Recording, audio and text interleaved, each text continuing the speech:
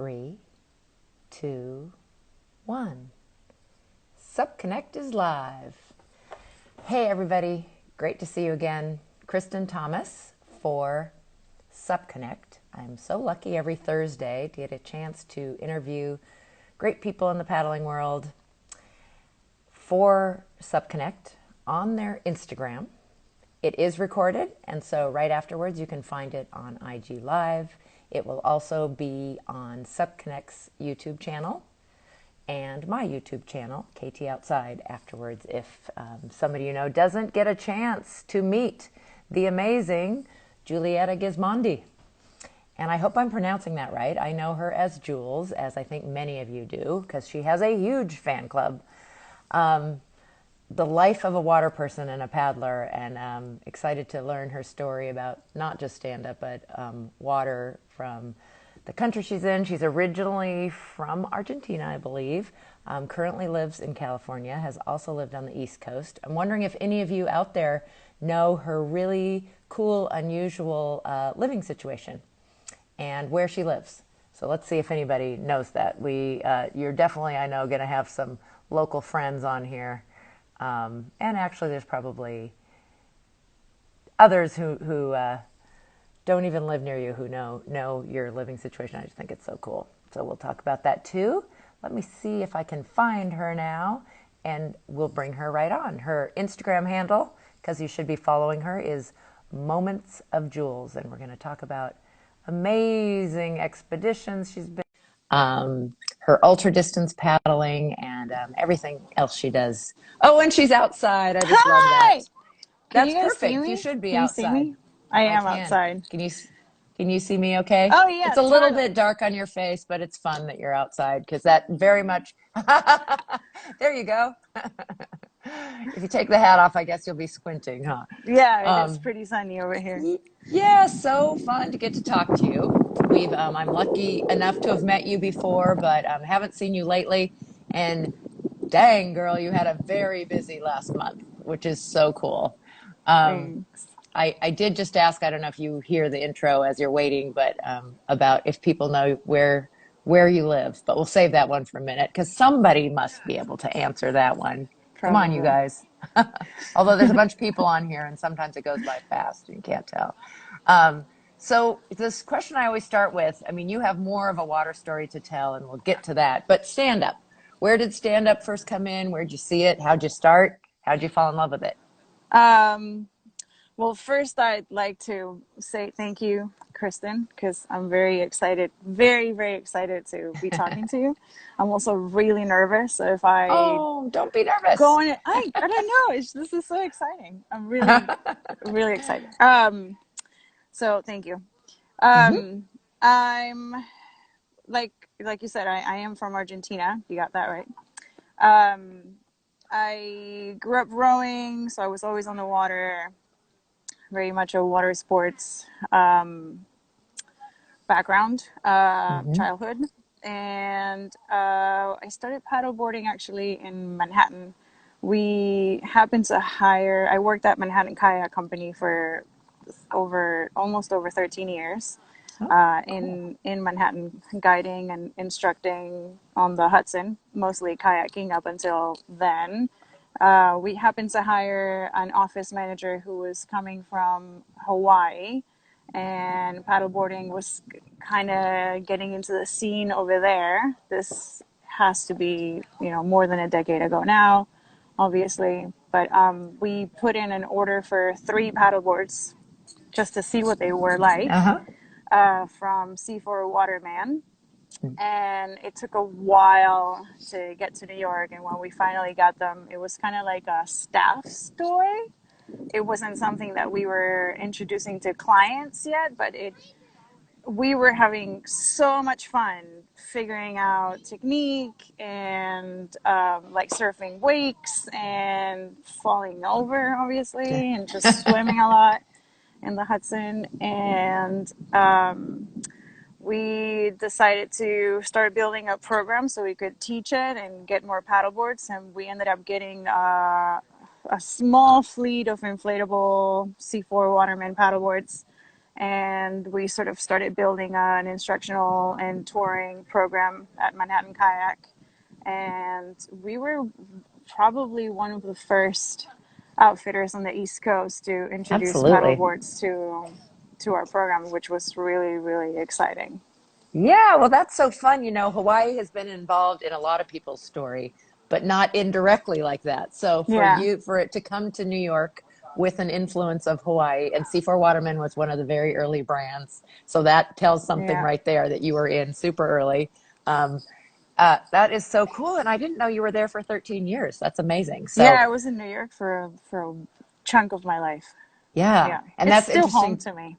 Is it? That's so Yeah, interesting because you seem, you've talked about being connected to nature and being a water person. I don't usually think of city people, the density there. Of course, it is surrounded by water, so there is plenty of water. It is an island, but I don't think of city people as much being, the nature outdoor types. But that's wonderful that you found both and that you find that home. Of course, Buenos Aires is also near water, yep. and you didn't mention your dad, but I love in describing how you got to be that there wasn't a choice. Your dad, I guess, was a competitive paddler.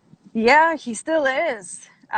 He still rows competitively, and yeah, it's funny. I always say that I didn't know you had an option as a kid to like do other sports. I was always sort of that's how we spent our free time. We were at a rowing club every weekend, and every free time we got, we would just be at the rowing club. There were other activities at the club because it was kind of like a sports club. So there was a Hmm. pool and tennis courts and whatever, but the only thing we did was rowing, and it wasn't until I was, I don't know, in school and my classmates would take dance classes or, I don't know, just other activities You're that I like, was like, oh, oh, kids yeah, do that. people do land things, I guess. But I always stuck with rowing when I was growing up, and then kayaking when I moved to New York. My dad's also a huge biker, so I bike everywhere. I don't have a Mm, car currently. I haven't had a car in a couple of years now, so I'm always on my bicycle, either for fun good, good for or you. commuting. Yeah, So we're far too attached to our cars. Although it's a big country is part of it. But yes, Manhattan, I'm sure you were able to go carless oh living yeah, there too. that was Hmm. easy. Yeah, Yeah. Well, it would be yeah. good for the environment if more of us walked and biked and used that. So good for you for setting such a good example. Well, I just have to, because I just love talking about it, and I don't think anybody said it, and I know some of you know it because your friends are on here. Sausalito, California, which I just love that area, is across the bay. For those of you who are not Californians or haven't been to the San Francisco area, it's looking across the water at San Francisco and the Golden Gate Bridge. Yep. And Jules lives on a houseboat, which is just awesome. You're on water. I am on the. I used to live on a houseboat. There's a small community here of floating homes. They're Oh, okay. floating homes. Sorry, wrong name. Now Floating homes. I live on a boat. I have a boat. It's a 36-foot motorboat, and it's my home. I live on the water. I still live on the water. I've lived on the water in various floating things for over 2 years now. I was on an Really? anchored out boat here in Richardson Bay, Hmm. commuting by paddleboard to land, which was a whole other level of living on the water. Yeah. And then I moved to a floating home. Carter Johnson used to, Carter Oh, Downwind yes. Yeah, Champs. of course. He lived here. He owned a floating home, and I rented a room at his house for a little over a year, and then I I didn't ended know up that. buying Cool. my own Yeah. boat, and now I live on the boat. It's really fun. It's awesome. That's really cool. Well, Yep, congratulations. it's really A awesome. boat owner and living on that. So I yeah, I know. Who mean, would have you thought?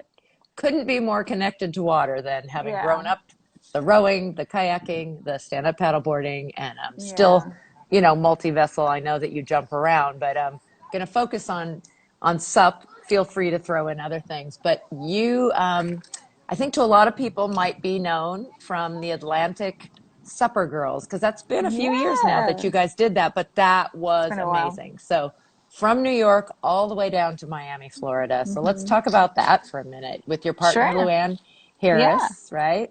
Hmm. Harris, yes. Lou. Yeah, I mean, how long did that take, and what was the motivation to do something that big? Um, the motivation was going on a longer. Well, um, one of my closest friends from Argentina, he also worked at Manhattan Kayak for a few summers. Him, his brother, and a friend of his did this huge expedition on sea kayaks. So when I met him, he had just finished paddling the whole coast of Argentina from the northernmost point to Oh, the wow. southernmost point, and they had to Huge. trailer their kayaks for some of it on the north until they got to a river, and then they paddle all the way down rivers and ocean all the way to Ushuaia. And that to me was something that put me over the line. Let's say I was working at Manhattan Kayak, and the founder of Manhattan Kayak, Eric Stiller, had attempted to circumnavigate Australia in a kayak. So I I was drawn to the whole expedition thing because I was always hearing stories of Eric going around Australia. He wrote a book about it. It's called Keep Australia on Your Left. Ah, It's a really fun read. And I just started being very interested in the long distance expedition style paddling trips, hmm. and I wanted to like do my own at some point. So I circumnavigated Long Island because I thought that would be close to home, a safe first step. I did it on a paddleboard. Oh, cool. I It's didn't know close about to that. 300. Yeah, nobody knows. Yeah. It's just, No, but that's a um, big deal.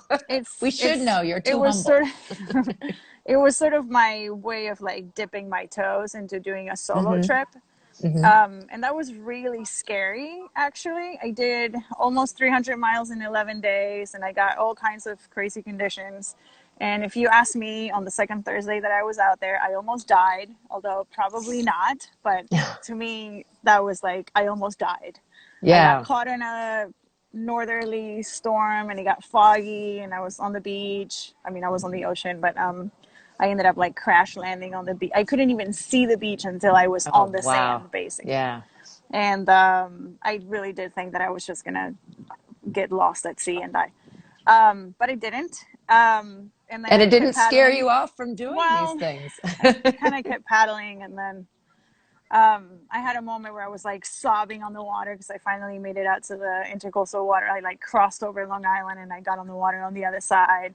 And it was still really windy and choppy, but I don't know. I was just paddling, but I was crying because I was really scared when I Really? was on the Yeah. ocean, and I was just sobbing. And I saw this Coast Guard boat going by, and they were really close to me, like they could see my face. So like my face just went like poker. Like there were no Mhm. more tears. I was just paddling. Like I realized that if I needed to be calm and keep paddling, I could. I was just flooded with emotions, Yeah. and the whole amygdala hijack was taking place. And I realized that I could actually like calm myself down because having the option of being pulled out of the water, because I could have called them and say, hey, I need, I don't want to be here anymore, but I Hmm. didn't. So that made me realize that I had much more control over what's going on that I was aware of. So I kept paddling that day, and 3 days later, I made it back to Manhattan, and it was a wonderful trip. But I didn't want to do a trip alone again after that because I was Hmm. still a little freaked out about it. And so I talked to Lou, and we decided to do a trip together, and the route just came about as a recommendation. A friend of ours were like, you should paddle down to Miami. And we were like, Yeah. okay, Do the sure. coast. And a few months, we took a few months to prepare and like gather the gear and explore the Hmm. map and figure out some routes and all that it entails. And then in October, we set off, and we made it. And you did. And it was quite the journey. And that's an Yeah. amazing first. It's so interesting too, you analyzing what it's like to be out there. And I'm sure, although part of that, I mean, it's what happened while you did that first adventure around Long Island, but part of it is you've had hindsight and so many of these, and let's talk about the mental side a little bit down the line, because to do what you do have to be able to be calm, and you do have to have like mental strength, and just as much as the physical strength, especially what, yeah, you just did. So what was that whole trip for? If you guys can Google it, because there's definitely some good coverage of, I think, both preparation. I know you were having a like fundraiser to help you do it, and stops along the way with different people. I think there's some articles and some videos and such that people, if people want to know more, but kind of summarize that trip. Well, it took us 4 months. We started in New York and finished in Miami, and along the way we met a lot of incredible people. And for a section of 8 weeks, a friend of ours from South Carolina, Ryan, who owns Water Dog paddle company, he joined us. So he was there with us for a good chunk, like all of the South Carolina, Georgia coast, which was one of the most gorgeous parts of the trip. He was there with us. And I don't know, it's hard to summarize. We got like very different weather conditions, very like it snowed when we got to Florida. We were in our dry suits a lot. Um, there was Yeah, a starting in lot of, October, that is interesting. yeah, we got really cold Yeah. weather up north, and then it kind of warmed up in the middle, and then it got really cold down south again, and then it pretty much got really warm when we were in Fort Lauderdale. Like it was just not. We thought it was going to get warmer as we went away along, but it didn't. It just stayed cold the whole time. Snowed in Florida, and then It you snowed didn't have in it hot till the Fernandina very Beach. end. It Wow. was wild, but Yeah. it was a really nice trip. We kind of got into the pace of it and kept going. Yeah. Yeah. And you did it. And And congratulations. And that 4 months later, we made it. yeah. And how many years has it been? What year did you do It's gonna that? be 6 years, I think. Wow. Yeah. Yeah, or is it? Or it has been 6 years already. 2015. Yeah. Yeah, it's 2015. it's been a while. Yeah. Great. So, the long expedition is a whole different animal than some of these expedition races that you've been doing and have done for a while. You're very fast at racing at all distances. I raced you once and you were way off in the distance, when I didn't know really who you were. And then somebody, I think you were newer to California, had moved out. But so let's jump all the way to the last month. You did not one, but two distance races. And I mean, you're so humble. I'm glad people were reporting and giving some information about how you did there. You didn't just do it, you did it, both of them, super well. So let's start with It the was fun. California River Quest, or the Cal 100, or it's It's 100 miles, California isn't it? River Quest now. Yeah, Yes, it that's used to right. be called Cal 100. Now it's Okay, California River Quest. It thank you. it was great. It was super fun. Emily and Jeff did a really really awesome job putting this event together and keeping everyone safe. They offer clinics before you go. Like it's pretty accessible. The distance is kind of daunting because it's the option of doing 25, 50, or 100 miles. So even 25 miles is just huge for somebody that does, the 6 mile race or ten Right. mile race. Like it's a good chunk of distance, but Hmm. they make it really accessible, and you have a very reasonable amount of time to do it. And here at Sea Trek, um, I run the membership program here at Sea Trek, and I'm really good at getting people excited about paddling. So there's a group of paddlers here that we're all very excited about the CRQ, and we all trained together. They went up there and did some clinics with Jeff before the race, and so it was kind of like a group effort to get to the finish line, get ready for the CRQ, have it as a goal, and so it was really special to Oh, that's neat. get to that point with Hmm. other people and like go through the journey of getting ready and getting anxious and getting scared and being prepared and feeling unprepared and all that comes with with a good chunk of distance for, the first time ever. So that was fun because they were doing 25 or 50 miles for the first time. I was doing 100 miles for the first time. I never paddled 100 miles in one day. So it was kind of like, oh, how is this going to feel when you're out there for, 9 hours or whatever. So it was really, really fun. Yeah. Although you've done some other long ones, somebody said you did a double Tahoe crossing with Jay Oh yeah, Wild. that was for fun. Oh, but yeah, but how many We miles was that? uh, That's pretty. 48 or Yeah. 50 or something. We did it for Oh. Jay from Waterman. Uh-huh. He runs an after school program, and a couple of years ago, he posted on social media that he was going to do a double crossing with some friends, and it was sort of like a fundraiser paddle. So if you wanted to donate, and I texted him and I was like, I would love to just join you on the water. So I also kind of campaigned for it since I was paddling, and I got more people to donate to the cause. And I paddled one way on the paddleboard and then the other way on the surf ski, and they did OC1 on the way down and surf ski on the way back, or the other way around. But we did it like two craft, two-way paddle crossing of Tahoe, and we had the best weather conditions possible. It was calm. We didn't have like an upwind at any moment. We didn't have a downwind, but we weren't fighting the wind. The temperature was perfect. It was a sunny day. Yeah, we had a Oh, blast. that's It great was, because Tahoe is beautiful, but the weather is ever changing and it can yes, just turn on a dime and it can be we, challenging. I always find it yes, interesting that people think lake paddling is always flat, and they have right. large No, lakes as well. yes, All waters can have all kinds of conditions, and yep, yeah, being inland, it does not mean you necessarily are having calm. calmer waters. No, not at all. So, That's why so that good day for I you think on we got that. But really lucky.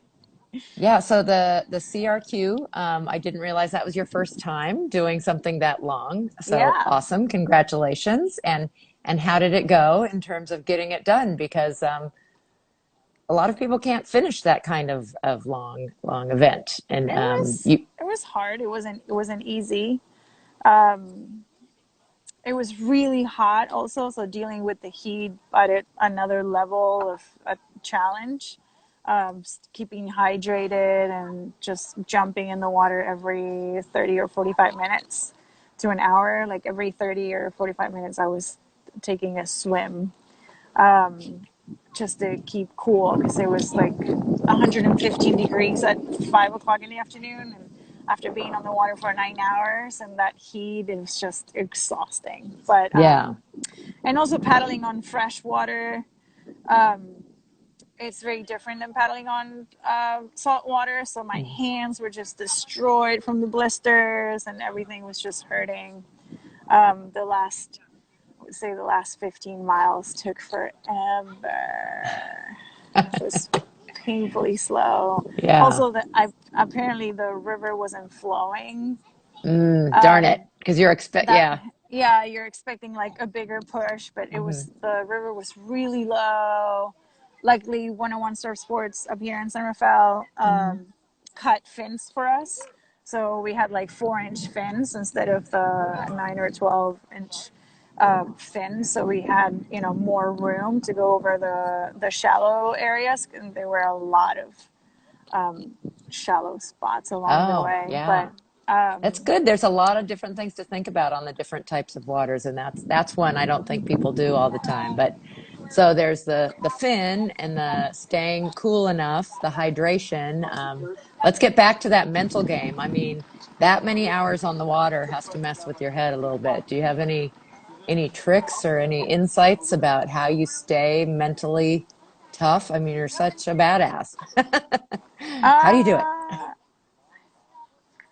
I just know that I've been on the water in crappy conditions enough that I know that there's sort of like an ebb and flow of your mental state. You hit a wall, and the wall doesn't stay there for long. Your endorphins kind of kick in if you keep moving, and then you're like, okay, I'm okay.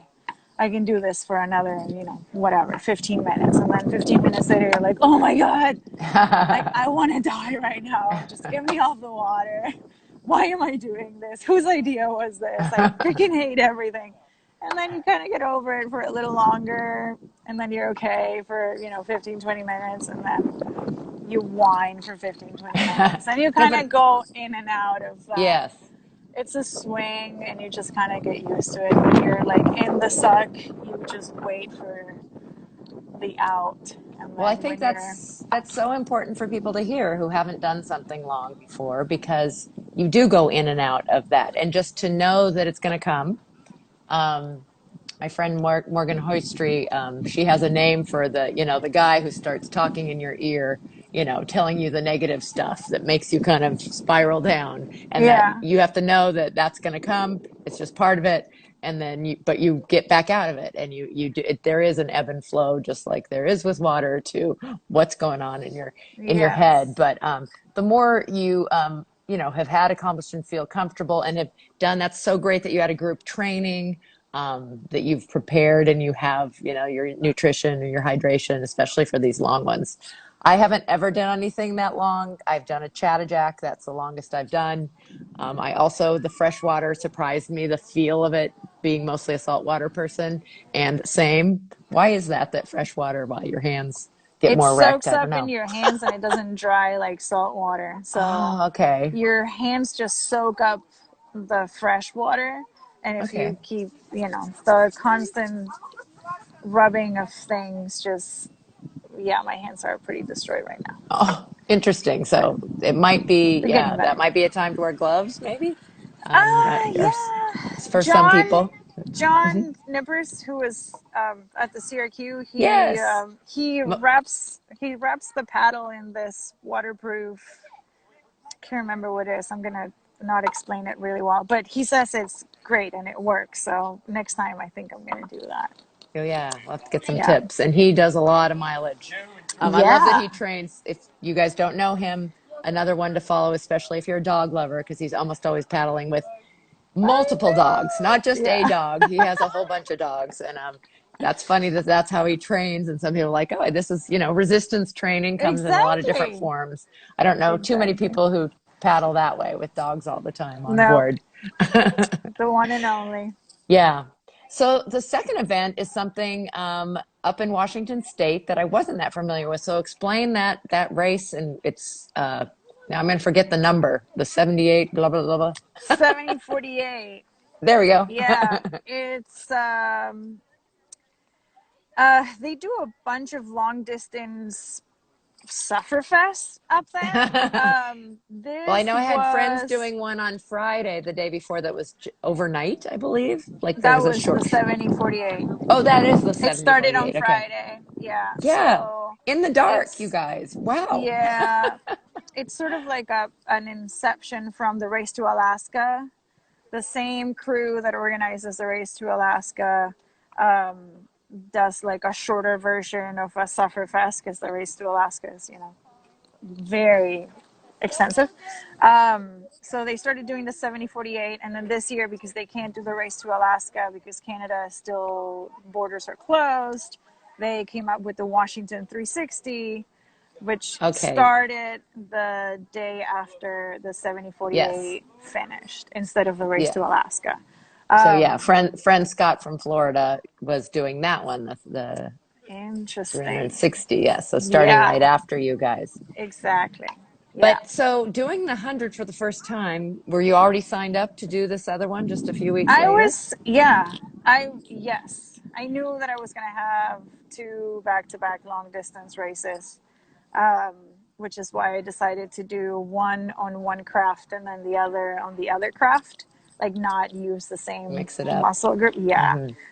Originally, I had signed up to do the CRQ on the surf ski and the 7048 on the paddleboard, but then we did a scouting run of the Sacramento River a month before the race, and I decided that the rapids were way above my skill level on the surf ski. So I swapped around and I decided to do the CRQ on the paddleboard, and then because of weather conditions as they were forecasted, I switched to a sea kayak for the 7048 because it was going to be overnight, 49 degrees. It was going to rain. It was going to be windy. I was like, I don't want to be on the surf ski overnight and, cold and, or on the paddleboard, cold and wet and just Yeah. miserable. So Yeah. Well, that's really amazing that you have the skill in all of those that you can switch the watercraft and can identify which all one's the best. toys. Yeah. All Yes. the All the it toys for all helps the conditions. it helps to, have the job at Sea Trek, which is Right. you're right there in Sausalito, aren't you? Yep. Yep, Yep. cool. And I assume you do kayak and stand up teaching there Uh-huh. Yep. And surf ski. and surf ski. Yep. Very cool. All of the above. All different levels. Do you Yeah. take people on tours also? Mm-hmm. Yeah, we do tours and classes for all skill levels. Wonderful. And again, such a gorgeous place. So beautiful. It is pretty over here. So beautiful. So we had a few questions and comments. Roxanne Robinson wants to know how you can paddle so fast. Uh, You want to tell us about your paddling style and how you're fast? I assume the things we're just talking about, I mean, endurance and like paddling super fast isn't that important, but I know you can paddle fast in a shorter race too. yeah, depends on who's there, I guess. I do paddle slow a lot. I do Well, slow is interval. all relative. Yeah, that's true. Yeah, I You were the do. first female I have to say, on the CRQ, correct? Yeah, And like the third yes, overall or something. So yeah, you can't really call it slow. yeah. I know what you mean, but I don't know. Um, but I am slower than a lot of people. But I don't do a lot of. I always wish I could do more interval training or speed training. I just don't have the time or the energy because, I have a full time job and I pick up things here and there after work. And training is hard when you're not. Training to be faster than most it takes a lot of time out of Yeah. your week every week. And so I do wish that I could train more for speed. But the time that I do spend on the water, I train more for endurance, I think, than for anything else. I do paddle slow a lot of the time because I'm either guiding or teaching. So when I'm on the water, if I'm with other people, I'll just paddle at the pace of the slowest paddler. Yeah. So I do But spend a lot of time on the water using my muscles at a very low exertion, which I think helps a lot actually. And then the cardio that I do a lot of cardio, but like biking and running and when I do interval trainings, it's I I do train for speed when I do interval trainings, but I don't know. I guess it's just a combination of everything. I don't know if there's a specific. It depends on yeah. how much time you have and what you want to do on the water. Because I also don't want to be training every time I'm on the water because I enjoy being on the water doing nothing or just going to check out, whales and just sit there and not Yeah. have to train. So it really No. depends on Yeah. what your goal is and where your expectations are, and then how much time you really want to spend training because it's not always a fun time on the water when you have to go out to do 10,000 meters because it's, I don't know, cold and raining and windy and you have to do them because that's your training program. But Yeah. sometimes that's not fun. Well, you are an amazing paddler, and time on the water, and just, I mean, you made some excellent points, does help. Do you find technique transfers a lot being a multi watercraft person? Have you found like the being I think you said rowing was first, right? And then kayak, then stand up? Was there um some there's a lot transfer? of there's oh yes, there's definitely a lot of crossover, a lot. um but I don't know if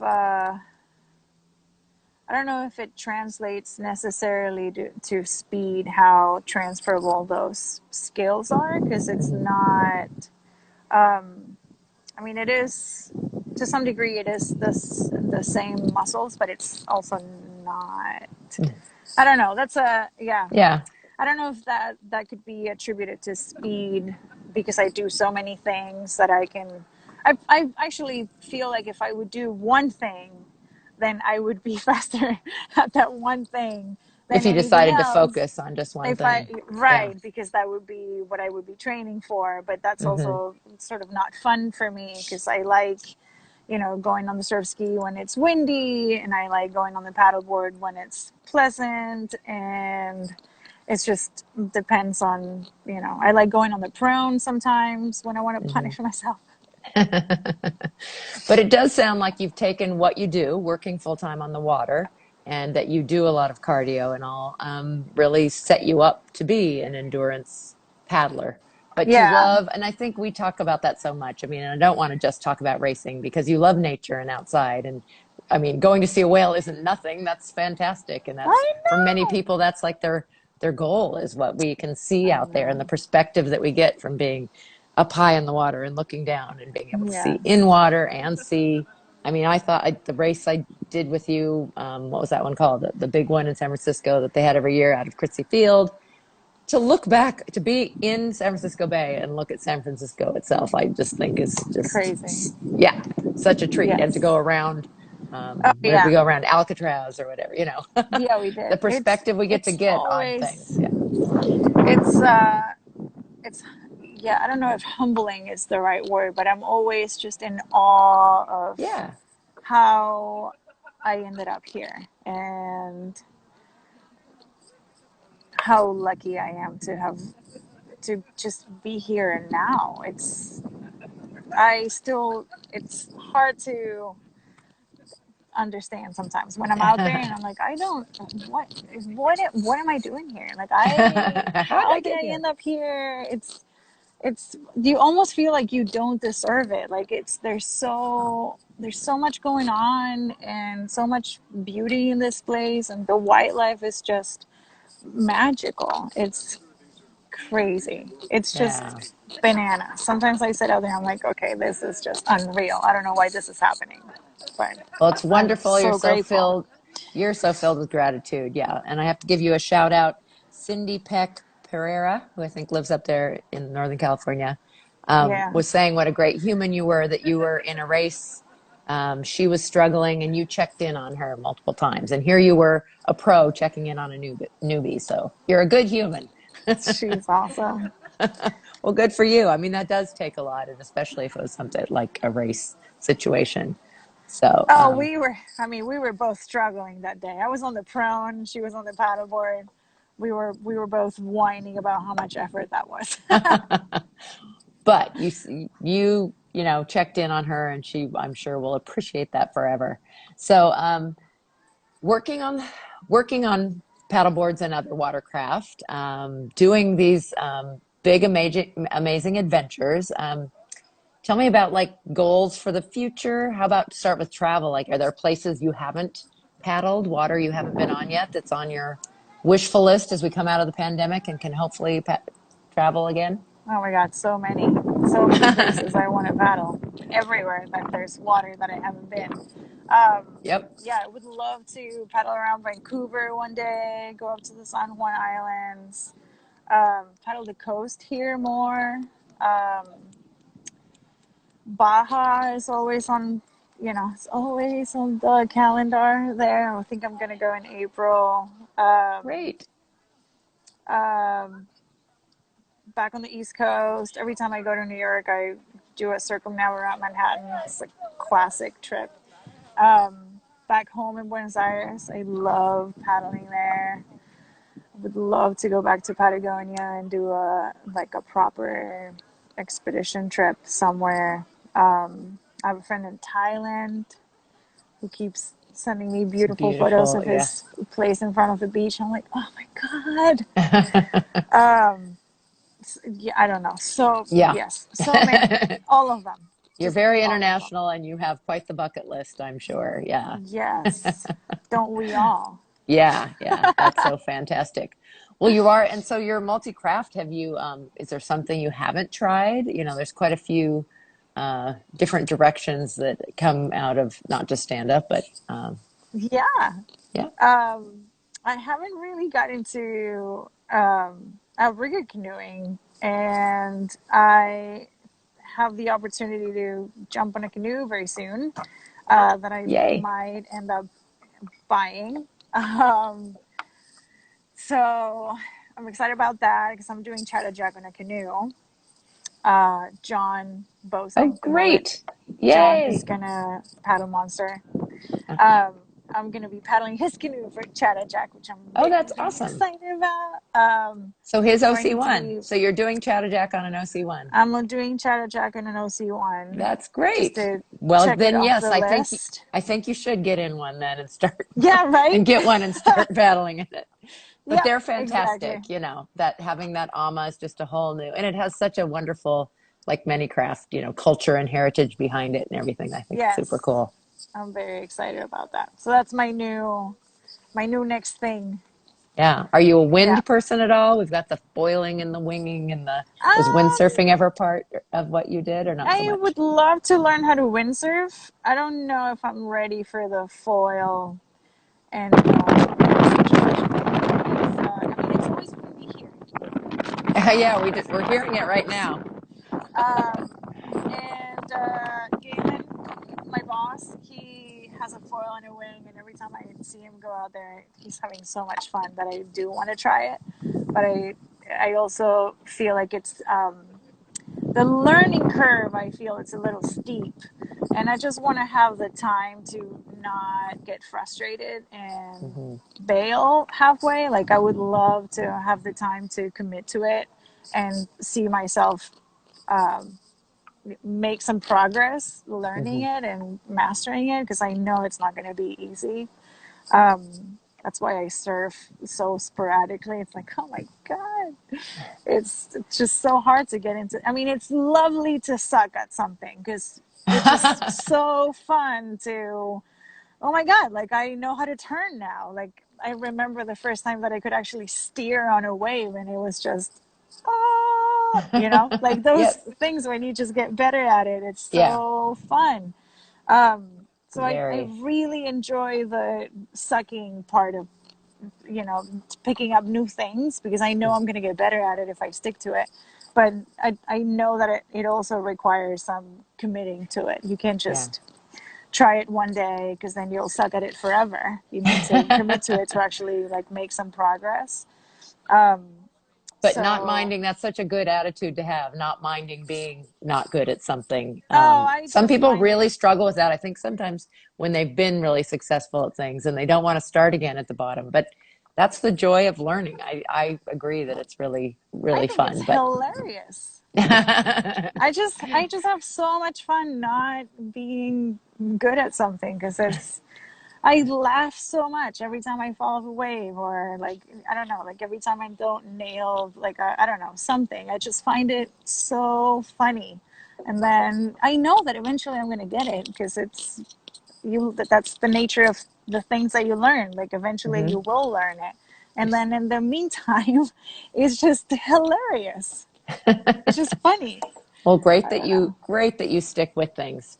So I'm wondering if you can maybe give us some advice. Again, you do so many different things, but let's think about stand-up paddling in terms of kind of the expeditions and the ultra racing. What about Mm-hmm. equipment? Again, I know you've done a variety of things, but maybe some thoughts about someone who wanted to do an expedition or a long distance race. In terms of like what board Let's start and with, stuff. yeah, equipment. Yeah. Um, Anything to think about? I I mean, you mean, gave us a great one about it's if it's river, the small fin that you need a smaller oh a river the fin. yeah for shallow waters. Yeah. Hmm. I mean, for an expedition, you definitely want to have attachment points on a board, and some boards don't really come prepared for that. So there's always um, some hooks that you can get. Now I can remember the name of it, but there's some hooks type of things like D-rings that you can Yeah. get to glue on the board, and you can place them apart or as close as you want. You can kind of customize what your storage area is going to be. Um, and then something always more stable than you think you might need, because Mm-hmm. conditions are always going to be, you prepare for the worst and hope for the best type of thing. So Yeah. always on the stable side if it's going to be an expedition. And something long, probably not, longer than a 12.6, because I speak from experience that 12.6 aboard an expedition is mad slow. So Is that what something, you had on the East yes, Coast? Yes. it is.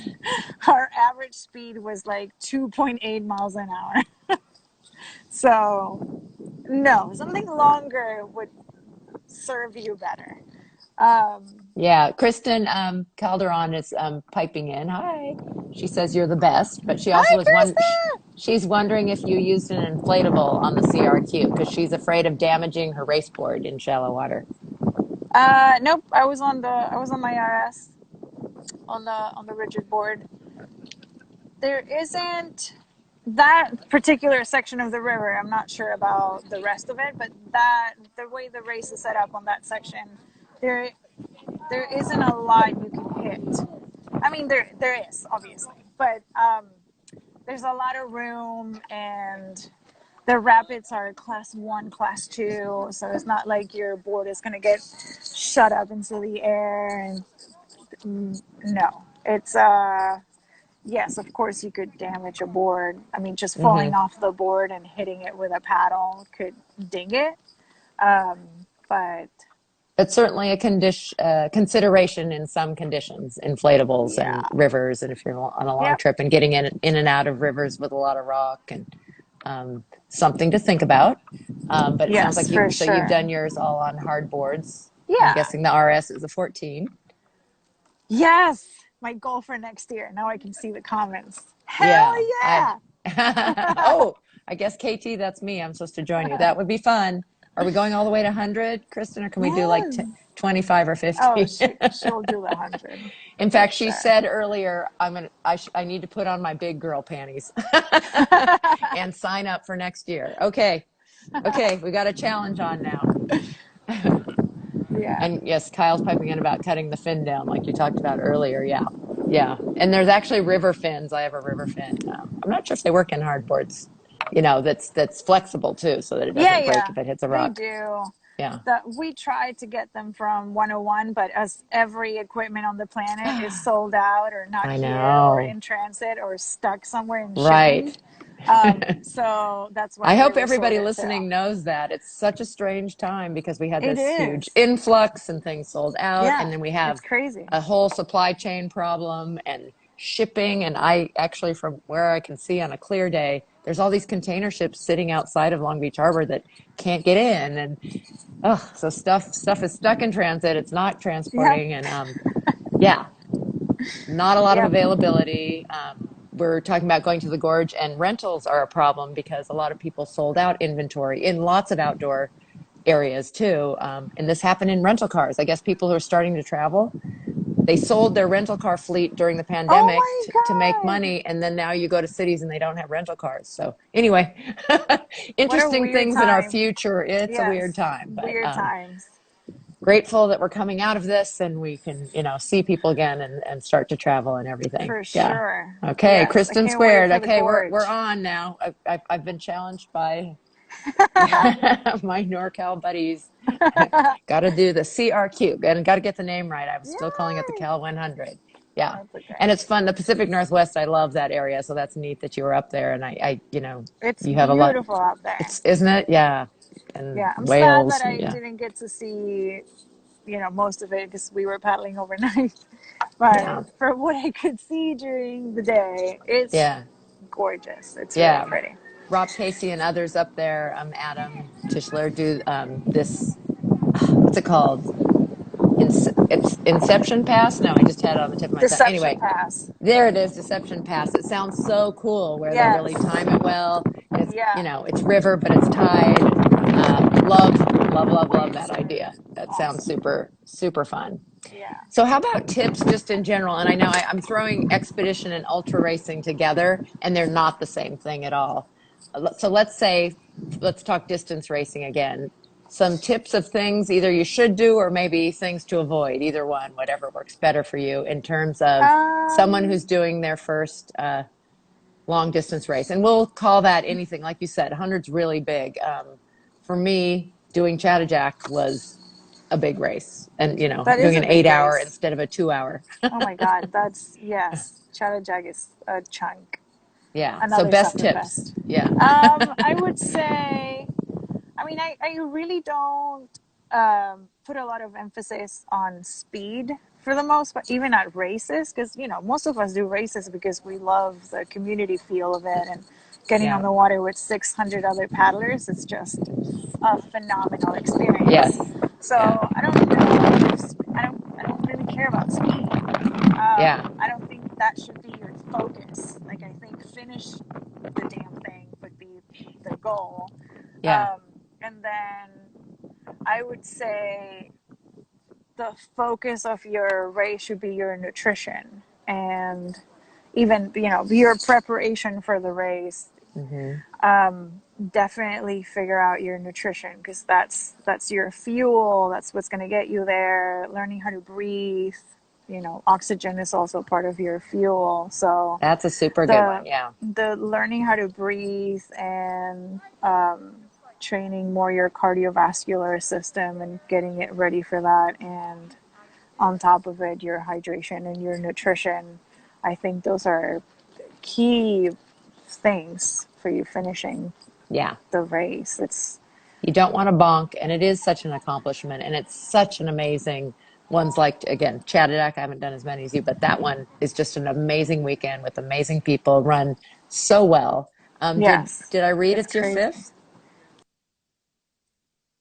Oops, we lost your audio. There we go.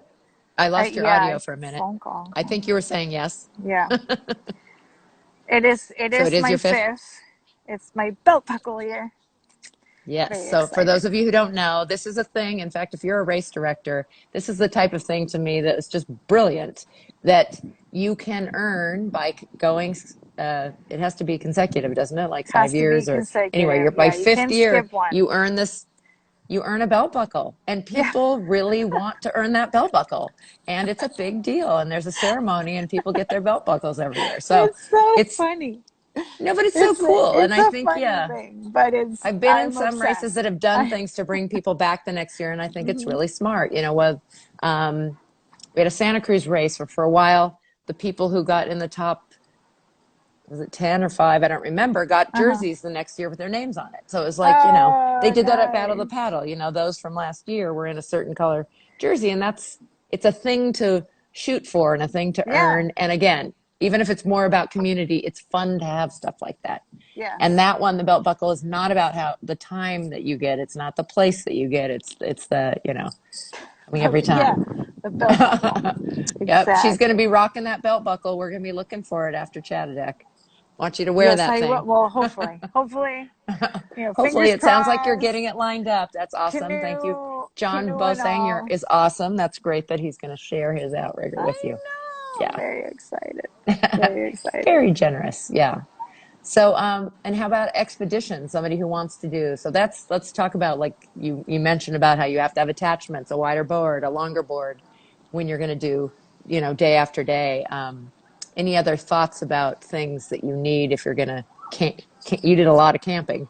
We Um, did a lot of camping. Yeah. yeah. Thank goodness. Because just the schlepping of gear to hotels is so exhausting.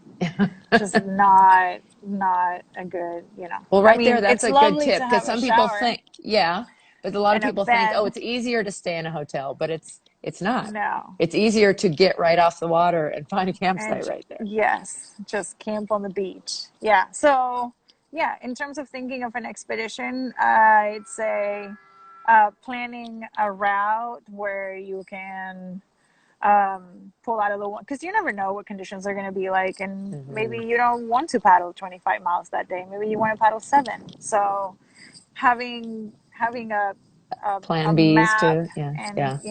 the route planned out with all the options. Like we had Hmm. every single marina name, phone number, Smart. paddle shops along the way, public boat ramps along the way, possible beach options along the way, because some of the East Coast is the beaches are private because there's houses there. So Ah.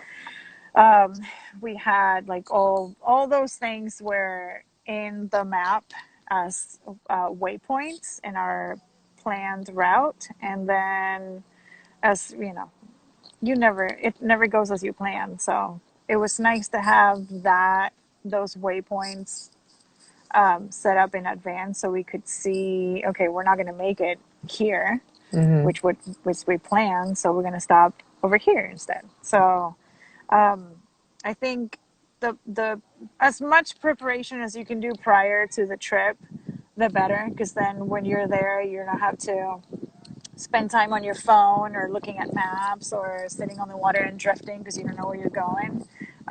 Like having those months of preparation prior to a trip always helps, because then you're not doing it as you go, and it's also less anxiety driven to know that you have plan B, plan C, plan D, plan E, and plan F maybe, because you don't have to, okay, yeah, like it'll be fine if 3 things don't work out, then the fourth thing will, and you don't have to figure it out, in the Hmm. panic of the moment, try to see where you're going to sleep tonight, that sort of thing.